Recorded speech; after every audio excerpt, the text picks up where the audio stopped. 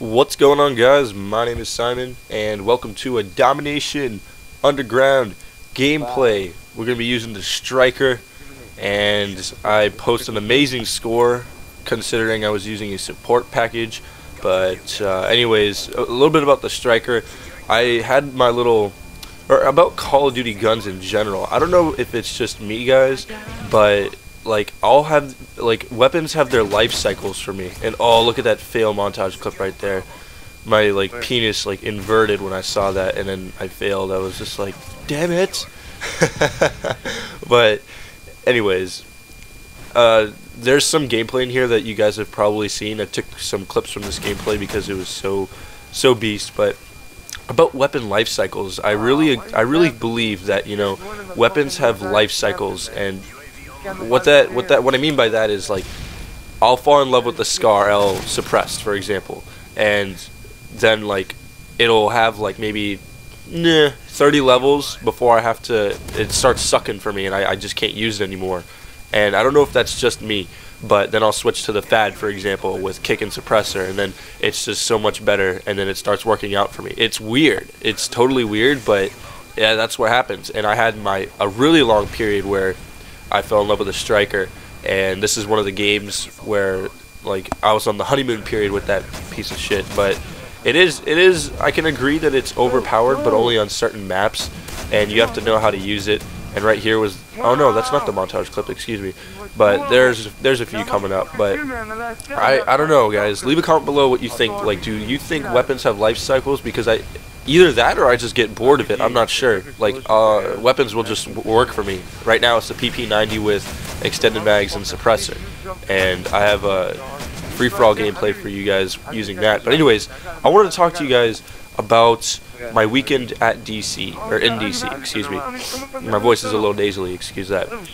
But I basically wanted to tell you guys about the party that I went to and my experience with a certain substance. Now, I don't condone it by any means, okay, guys. I'm kind of ashamed that I did it, but the experience that I had was so moving that I need to talk to you guys about it and just let you guys know what I felt.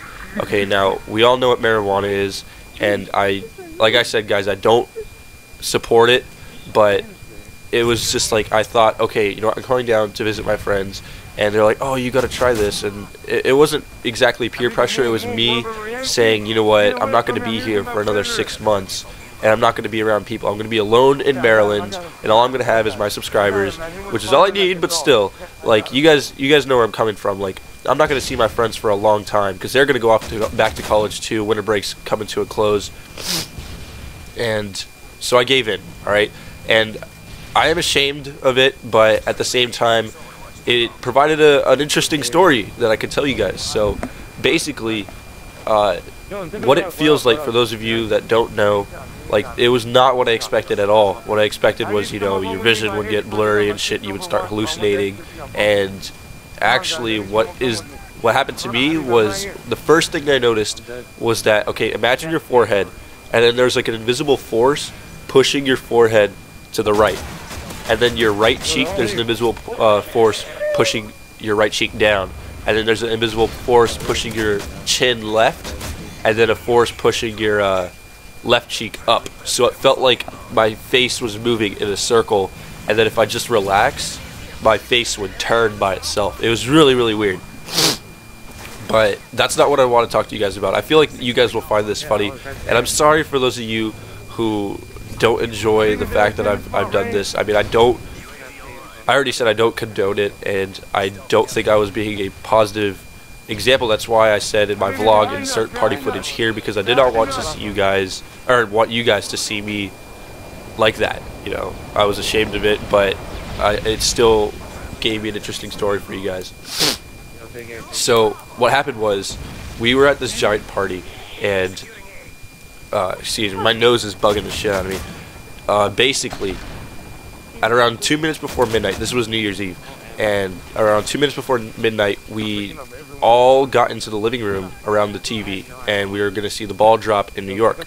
And at that time, at 45 seconds, everyone's voices around me, and I was sitting right in front of the TV. I was sitting up front, you know, crisscross applesauce, that bullshit, whatever. And I stare at the TV, and at 45 seconds, everyone's voices around me just drowned out. And all I could hear was my own breathing, and I started to get a lot of adrenaline, and I started, like, not panicking, but I was getting a little worried. And then all of a sudden, I had this vision that the world was gonna end. It sounds ridiculous right now, I swear, but at the time it felt so real. I can't even describe it to you guys, and you guys are probably laughing your ass off right now, saying, "Simmons, you're an idiot," or whatever.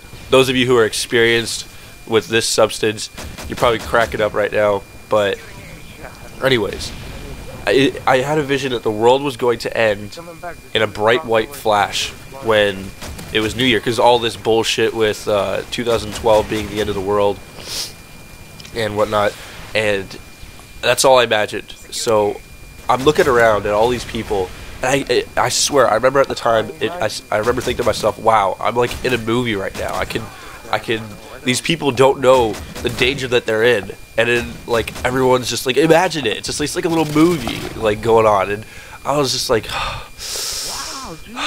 it was, I can't describe it, guys. Like, that feeling was the most intense fear that I've ever felt. I legitimately thought that I was going to die right there in this party, and I thought, I'm not ready for this. I'm not ready to die.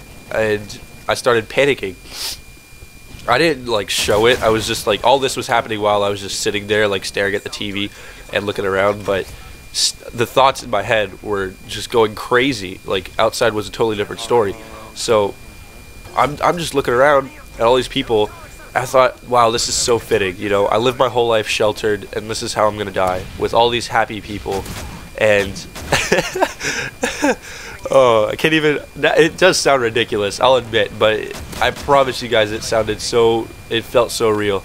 And at about 25 seconds, you know, every time the clock counted down 1 second, I saw an image of my life from the past. I guess you could say my life flashed before my eyes, but it was over the course of like 15 seconds within 15 screenshots. I remember one of them was with me and my ex-girlfriend. Fucking subconscious feelings, but it is what it is, right?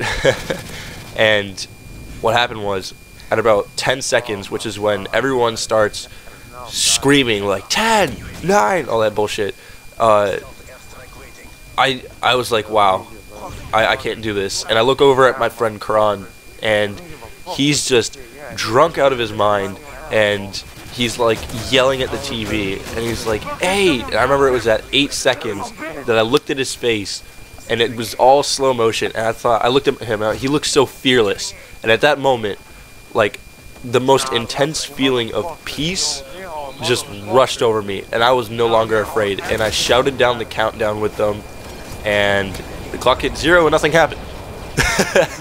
Everyone was hugging, there were a couple kisses going on, and I was just sitting there, and I was thinking, oh my gosh, I'm still alive.